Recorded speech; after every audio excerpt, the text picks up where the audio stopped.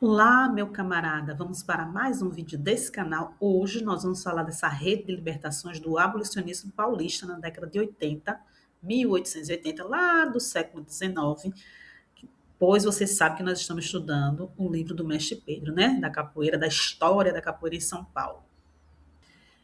E aí nós percebemos essa teia de resistência, né, que conectava as senzalas, as rotas clandestinas e os redutos seguros em Santos. Em outros vídeos, para que esse não fique muito longo, nós vamos falar exatamente dos quilombos, para aqueles que não acreditam que a capoeira já estava lá no quilombo. Nós vamos discutir em outros vídeos. Mas hoje nós vamos começar esse movimento dessa teia que acontecia com os cativos, mas também com advogados, com artesãos, com pequenos lavradores.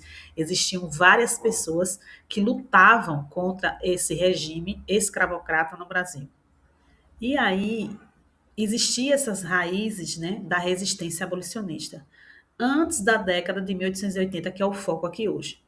Ainda na primeira metade do século XIX, autoridades de São Paulo temiam emissários do Clube dos Abolicionistas da Inglaterra, destinada a sublevar escravos africanos. Em Santos, homens como Xavier da Silveira, que desencarnou em 1874, já agiu em prol dos escravizados. A gente já discutiu bastante aqui no canal. Se você não assistiu a playlist, por exemplo, da Capoeira Escrava, do professor Carlos Eugênio Lebrano Soares, eu também deixarei no final, porque falamos de tudo isso, né? Da importância da questão dos ingleses, como que há um processo durante todo o século XIX para a abolição da escravatura, que só acontece no final do século XIX, em 1888. Mas que havia essa luta popular. E em São Paulo tem particularidades que a gente vem estudando nessa playlist. Portanto, assista a playlist inteira se você não está acompanhando. Tanto é que a gente já discutiu aqui esses impactos da Guerra do Paraguai. O conflito da Guerra do Paraguai resultou em mudanças sociais profundas, né? Porque homens brancos e livres lutaram lado a lado com ex-escravos negros, fortalecendo a insatisfação popular com o regime escravocrata e preparando o terreno para um movimento mais incisivo, porque vocês lembram que nós já discutimos sobre esse impacto da Guerra do Paraguai? Muitos escravizados conseguiram a sua alforria, os que voltaram vivos, né, voltaram com certo status, nós já falamos muito sobre isso aqui no canal. E hoje nós vamos falar de uma pessoa muito importante nesse processo, que é Luiz Gama, né, que foi um abolicionista singular, é a figura central do nosso debate de hoje. No vídeo passado, falei para vocês assistirem o filme Doutor Gama, coloca aí nos comentários se vocês assistiram. O que é que vocês acharam? Que é um filme fantástico, né? Vários movimentos que a gente pode perceber ali e fazer as nossas próprias conjecturas. Aí você pode se perguntar, mas professora Odalisca, o que isso tem a ver com a história da capoeira? Eu já falei para vocês muitas vezes, não dá para estudar a história da capoeira sem estudar a história do Brasil. É muito importante estudar Luiz Gama, entender quem foi Luiz Gama, para a gente fazer novas conjecturas em outros vídeos que virão, para a gente entender como que surge outras pessoas importantes nesse movimento, inclusive na história da capoeira, que defenderam capoeiras durante vários processos processo crime, né, que a capoeira passou a ser crime em 1890 e ficou como crime até 1941. Então, é muito tempo e que a gente precisa fazer as conjecturas para entender melhor esse processo histórico. Mas vamos voltar aqui a Luiz Gama, né? Que ele nasceu em Salvador em 21 de julho de 1830. Luiz Gonzaga Pinto da Gama era filho de Luísa Maim, que era quitandeira negra, mas ela não era escrava, ela participou de revoltas na Bahia. O filme mostra, né, esse ponto importante. Mas ela teve esse menino com um feudal português, que vendeu o próprio filho aos 10 anos, porque ele foi à falência, né? E aí ele vendeu o filho como escravo em uma dívida lá de jogo. Em São Paulo, ele não foi vendido a fazendeiros pelo temor que esses cativos que vinham da Bahia inspiravam após a revolta do Malê. A gente também já estudou isso aqui no canal. Na capital, ele reuniu provas de sua liberdade, aprendeu a ler e escrever, tornou-se amanuense, né, como eu já expliquei, uma pessoa que escrevia, as pessoas contratavam para escrever para eles, e depois um notável advogado. Ele não se formou em Direito, ele não foi para a faculdade de Direito, ele simplesmente um autodidata e começou a estudar, entender as leis e participar dos processos e a defender pessoas escravizadas de forma gratuita. E para isso, ele se utilizava de muitas estratégias, né? Ele, como defensor dos cativos, essas estratégias jurídicas e morais. Um argumento radical que chocou toda a sociedade quando ele afirmou que todo escravo que assassina seu senhor pratica um ato de legítima defesa. Essa frase chocou a sociedade escravocrata, porque, imagina, né? Uma pessoa defendendo o assassinato, mas nesse sentido, né? Porque muitos assassinavam seus senhores porque já não aguentavam mais as torturas, né? Os maus tratos. Tem também o caso de Malaquias, que foi em 1871. Ele defendeu esse escravo, que era um escravo mina. Nós também já explicamos para vocês o que era um escravo mina, né? A importância disso. E ele alegou que a importação desse Malaquias foi ilegal, porque aconteceu em 1848, após a lei de 1831, que proibiu o tráfico africano. Apesar dessa lei ter sido em 1831, não pegou muito no Brasil, né? Como muitas leis não pegam. A gente só teve a proibição do tráfico mais afinco após a lei Eusébio de Queiroz, em 1850, que nós estudamos aqui também no canal. Faz aí um Odalisca Flix, assiste os vídeos do canal que você vai entender. Mas ele se utilizou porque a lei existia, né? Eu fiz a minha pós-graduação em Direito Educacional. E um professor meu me marcou muito nessa pós-graduação. Era uma pós-graduação presencial, e a gente ia, né, eram muitas horas que ficava com os professores, e o professor de Direito Constitucional, ele disse uma coisa que ficou marcado para a minha vida. Ele disse que o direito ele precisa ser provocado. Às vezes as pessoas, mas isso aqui não é lei. É lei, a lei existe, mas se você não provocar, se você não for lá denunciar, a lei não, sozinha não faz nada.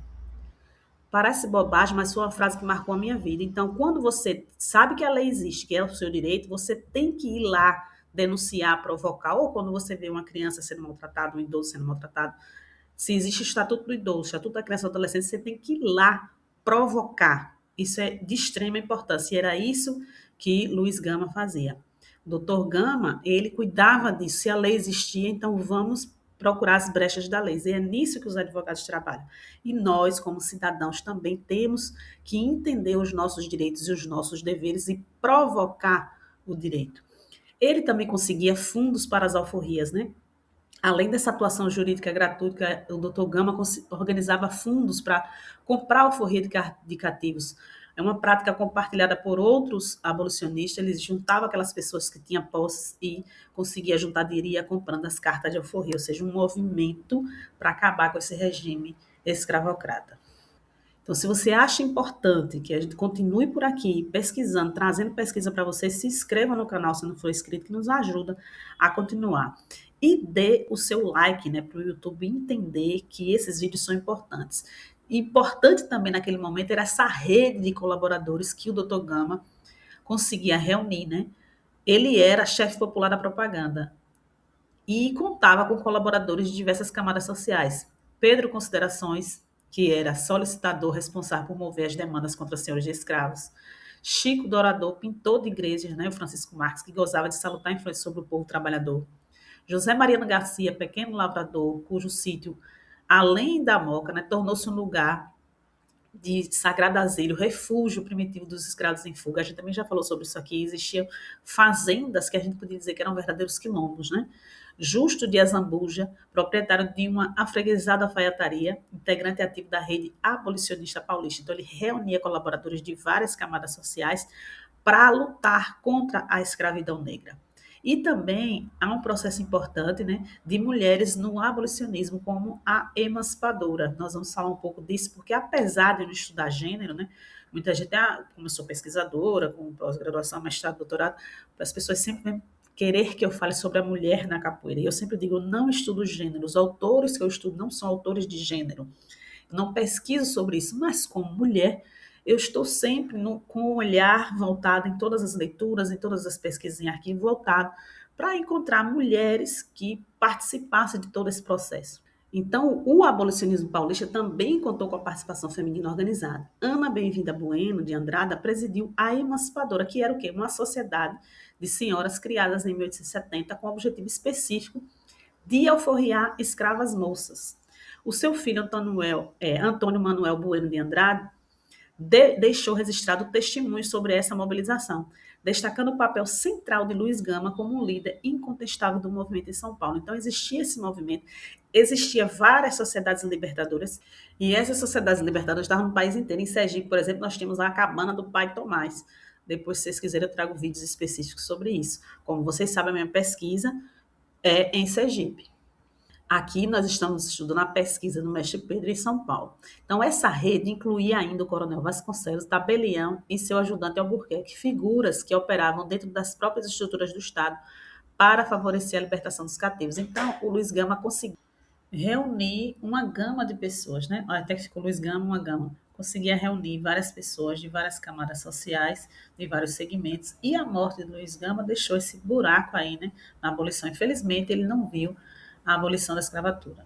Ninguém poderia identificar e desempenhar seus papéis humanitários em cargos. Luiz Gama morreu em 24 de agosto de 1882, exatamente quando o movimento abolicionista vivia seu maior crescimento. Sua perda foi irreparável. Nenhum outro líder reunia a mesma combinação de talento jurídico, carisma popular e coragem moral, que o tornava insubstituível na luta pela libertação dos escravos. A luta continuava, né? Existiram outras pessoas que nós vamos estudar em outros vídeos, mas a importância do Dr. Gama ficou registrada aí na história. Portanto, quem não assistiu ao filme, né, Dr. Gama, assista, que é um filme fantástico e vai abrir a sua mente. Mas a luta pela abolição continuava, né, e a sua ebulição aconteceu justamente nesses anos de 1880. 1883, Joaquim Nabuco publica O Abolicionismo, é um livro que é importante também nessa conquista, né, da abolição da escravatura. A organização, né, associações fundadas no Rio e em São Paulo e no país inteiro, nós tivemos essas sociedades libertadoras. O caráter popular, que a luta amplia a participação das massas, inclusive dos capoeiras, como nós já discutimos em outros vídeos, porque parece assim, Princesa Isabel assinou a Lei Áurea, né? Foi assim que nós estudamos na escola. Coloca aí, camarada, nos comentários se foi assim que vocês estudaram, porque na minha época de escola eu estudei dessa forma. A Princesa Isabel assinou a Lei Áurea e os escravos foram libertados. E a gente vê com os estudos que não foi bem assim. Havia uma agitação popular, havia participação, repercussão, mobilização entre os escravizados, até mesmo nas senzalas. Como recorda Emília Viotti da Costa, na década de 1880, fundavam-se clubes, organizavam-se associações emancipadoras e a luta assumia caráter popular, atingindo um clima de agitação que repercutia até nas senzalas, conectando diretamente a militância urbana às redes de fuga dos cativos. Lembra que nós já discutimos aqui muito essa parte da história da capoeira, né, que eu não acredito que a capoeira seja urbana, porque a gente vê movimento nos quilombos, vê movimento nas senzalas, vê essa questão das fugas ali, e muitas lutas em várias partes do Brasil, inclusive em Sergipe.